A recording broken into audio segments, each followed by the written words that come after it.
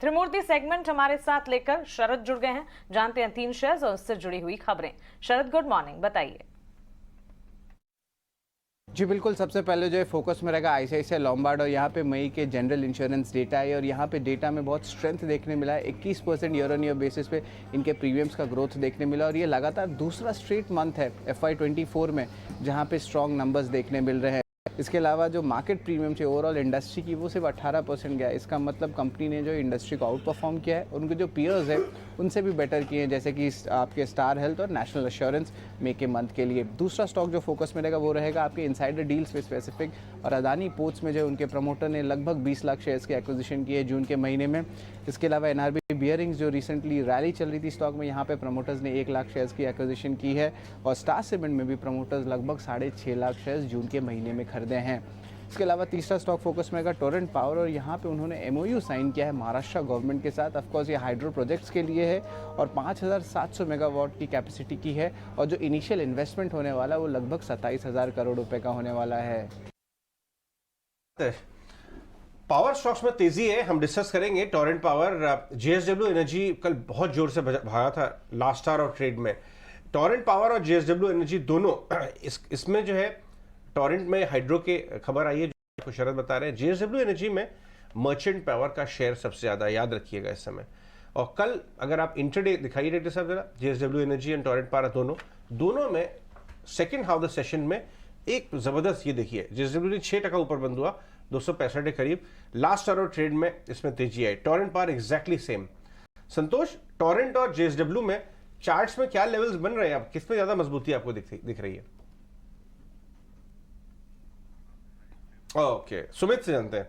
कुछ technical issue हो रहा है, एक बार दोबारा कनेक्ट करते हैं संतोष से। तब तक सुमित आप बताइए, JSW एनर्जी और टोरेंट पावर लेवल्स और मजबूत ट्रेड कहां पे ज्यादा बैठता है?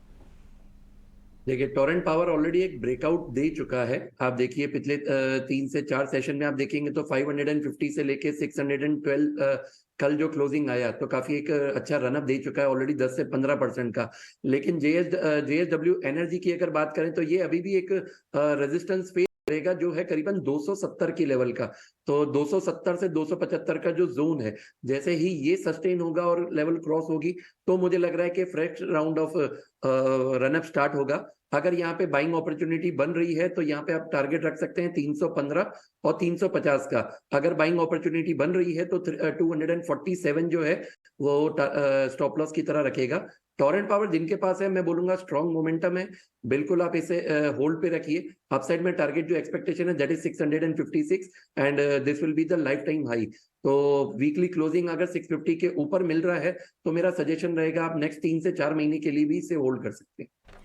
ठीक है, आप एक लंबे समय के लिए भी होल्ड करने की बात करें, पोजिशनल 3 से 6 महीने के लिए, ठीक है। टोरेंट पावर पर तो नजरिया, लेकिन कई सारे इंसाइडर डील्स जो शरद बता रहे थे उसमें अडानी ग्रुप स्टॉक्स पे तो नजर जा रही है। अडानी पोर्ट्स के प्रमोटर ग्रुप ने लगभग 20 लाख शेयर खरीदे। एनआरबी बेयरिंग में भी 1 लाख शेयर खरीदे और एनआरबी बेयरिंग अजय इतनी अच्छी मूव 20-22% चल चुका है पिछले हफ्ते। कल चला बड़ा मूव था एनआरबी में। हाँ। और पिछले हफ्ते भी 12-15% का देख चुके हैं। 2 दिन कंटिन्यूअसली चला। तो इतनी अच्छी मूव के बाद भी प्रमोटर बाइंग कर रहा है, यानी कुछ ना कुछ और पॉजिटिव आ सकता है क्या?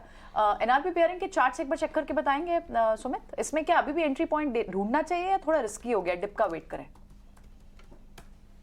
कल का जो क्लोजिंग है वो एक परफेक्ट रेजिस्टेंस की तरह है। आप वीकली क्लोजिंग देखेंगे तो पिछली बार भी स्टॉक ने रिजेक्शन लिया था in January month, in the month January 22 and October 22। तो ये एक लेवल जो है 185 से 190 अगर वीकली क्लोजिंग आ रहा है तो बिल्कुल इसमें बाइंग अपॉर्चुनिटी बनेगी और स्टॉक अपने लाइफ टाइम हाई के लिए जाएगा।